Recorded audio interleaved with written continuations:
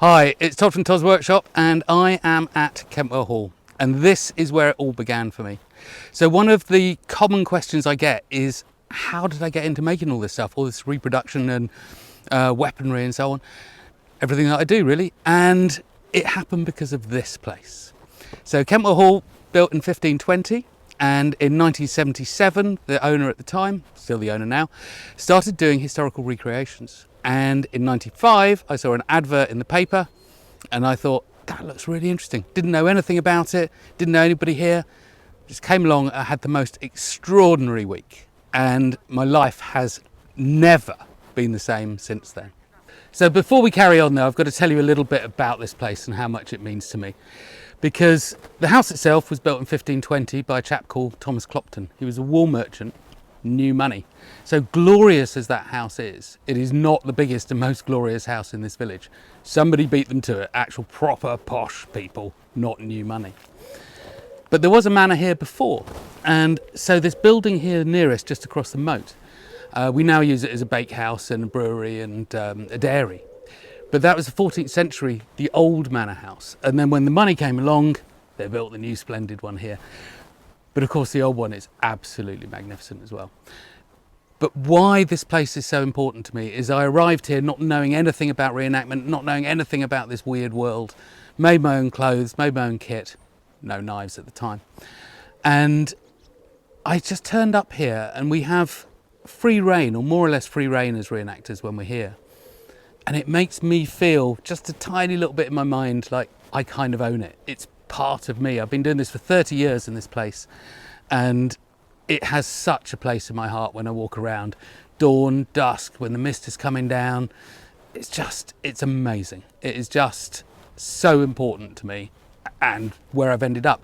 But it's the skills it's given me as well. But we'll come to that. So how did it actually begin? What is my origin story? Well, 1995, advert in the paper, came here, fabulous. But there was nobody at the time that was selling knives that I could afford. There was one guy called Bodger making beautiful knives, couldn't afford them. There weren't any others that I felt were good enough. And I just made, out of an old Sabatier kitchen knife, bought it at a boot fair or something. I made a really horrible knife. But it's all I had. And then maybe a year or two later, I thought, well, it's time to make another knife. And I happened to be working in special effects at the time. And the thing about special effects is there's always somebody who knows how to do something. And my friend Norm knew how to make knives. So I started by using a steel which is called O1, which is an amazingly simple steel. So I made a knife and it was okay. I then ended up at another special effects company and they really liked me and they really liked my work, but they run out of work for my particular skill set. So they said, please don't go, do whatever you want, just be here, answer the phones, get ready for any inquiry. And I made a load of knives. So I had 4 or 5 days to kill and I just made knives.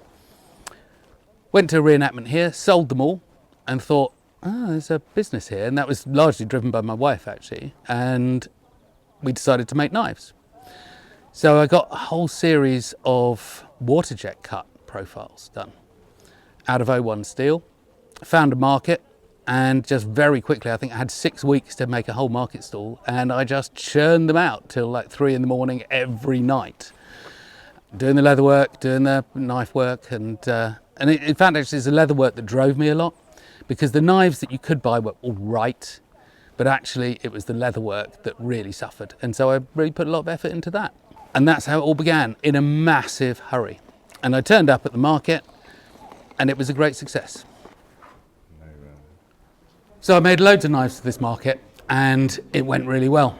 But as ever with merchants, I didn't know how to price my stuff and it was so cheap. So it wasn't surprising that it did really well. So anyway, I changed the prices to reflect the work that was involved a bit and I carried on. Around 2002, a friend of mine convinced me to put a website together. I shortly after that found an amazing website called My Armory, because before that I had no access, no understanding of how to find historical pieces to copy or what I should be aiming at.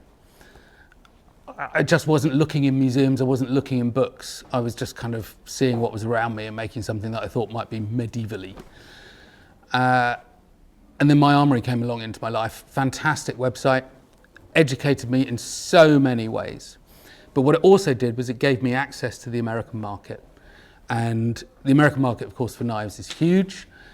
And it stopped me being just a tiny little bit part player at some fairs in England to actually being able to sell worldwide. And that allowed recognition and an early recognition of my name on the web and things like that.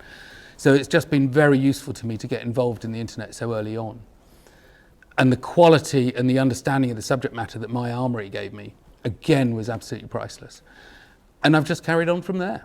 And I get fantastic commissions, and that teaches me new skills, it challenges me, pushes my boundaries. And we've ended up where we are with the product. But I did say at the beginning that Kentwell Hall was everything about what I do now. And the other side of it is the YouTube films, because Kentwell was absolutely integral to that. So when I first came here, it's not that I was shy, but I was definitely awkward about talking to large groups of people. I think everybody is, really. And this place, you have to interact with people. We do what's called first-person reenactment. So it's not they used to do this or they used to do that. It's I'm doing this, I do this because, and you change your grammar around a little bit, so it's what we call Kentwell speak, but you try and make it a bit more Renaissance-y. Whether it works or not, I don't know, but it just kind of helps us in a way. But what it does is you can talk to 2 people or 1 person, 5 people, 10 people. Sometimes I work on the archery here, which is probably no great surprise. And that's quite a draw for people as well. So on a really busy day, you might have a crowd of 50 people that you're talking to. And what I like to do is I like to see what's interesting people, and then you build on that and you talk about that. And it might be, as you're running along with your conversations, you might be sort of jesting about what this woman is wearing, because God forbid she's wearing trousers. Why would a woman wear trousers, you know? So you can play with the crowd and just play with people's interests and things and see what interests them. So you're thinking 2 or 3 steps ahead the whole time you're doing it. And you're talking to lots of people. And that skill allows you to relax when you're in front of a camera. It allows you to think about what you're doing next while talking coherently about this thing here, or hopefully mostly coherently. And jumping between subjects and allowing you, when you see something that's interesting, to actually go on that diversion about what that interesting thing is. And that's just driven my whole YouTube films and the way I present. And this would not be possible for me to do without Kentwell Hall. It's given me those skills to talk in front of the camera easily and coherently and confidently. And it's given me the drive and originally part of the market for making the pieces that I made. So it's given me my YouTube career, it's given me my career that I have now, because of course special effects was an entirely different industry to what I'm doing now. So Kentwell Hall, Patrick and Judith Phillips, and everybody who comes here, because it's a real community. Thank you very much for allowing this to happen and really helping make my life what it is now and career. Thank you.